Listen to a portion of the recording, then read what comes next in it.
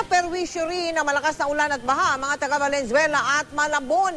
Ang ilang kalsada nagmistulang ilog. Mula sa Valenzuela nakatutok live si Marisol Abduraman. Marisol?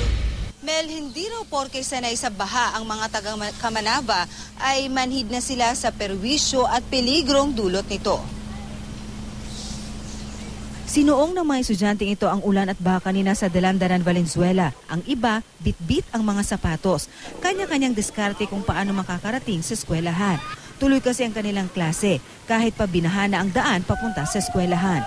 Hindi na raw bago sa mga estudyante ng Dalandanan National High School ang ganitong sitwasyon, lalo na kapag bumubuhos ang malakas na ulan.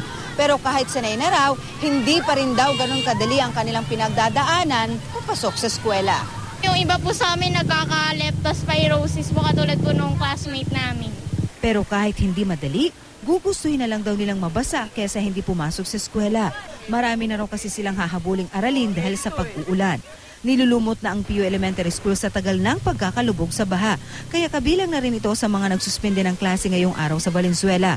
Sa Palasan, Valenzuela, nagmistulang ilog na ang binahang lugar na ito sa dami ng water lily na nakalutang. Ayon sa mga residente rito, halos 3 buwan na raw ang baha. Nako, Diyos ko, nilulumot na anak. Tingnan mo nga yung lugar ng apo ko. Yun na.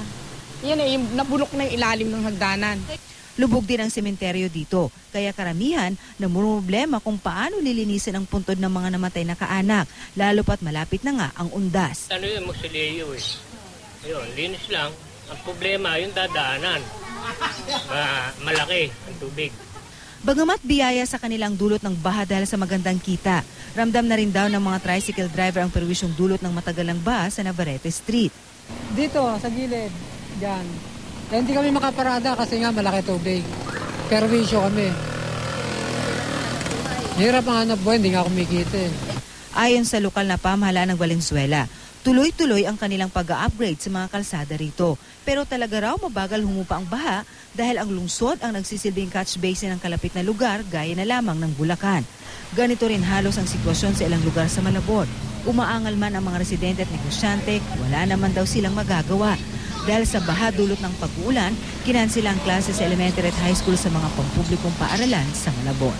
Alam mo, Mel, dito mismo sa ating kinaroroonan, particularly dito sa may Mabolo sa Valenzuela, no, lalo pang tumaas ang baha dito dahil kani-kanina lamang bago nga tayo umere ay muling bumuhos ang malakas na ulan. Ito nga ang kanilang pinangangambahan dahil marami nga lalo ng mga estudyante, Mel, ay naghahabol nga ng mga pasok. Umaasa sila na sana nga ay hindi na bumuhos ang ulan ngayong gabi hanggang mamayang madaling araw para magtuloy-tuloy na nga ang kanilang mga klase. Sa ngayon, wala pa po tayong natatanggap na advisory or announcement mula po sa mga lokal na pamahalaan dito kung meron mga suspensyon ng klase. Depende raw yan, Mel, sa magiging sitwasyon ngayong gabi hanggang mamayang madaling araw. Hopefully by 4 a.m. in the morning, asahan na raw natin ang announcement ng mga eskwelahan dito sa Kamanava. Mel?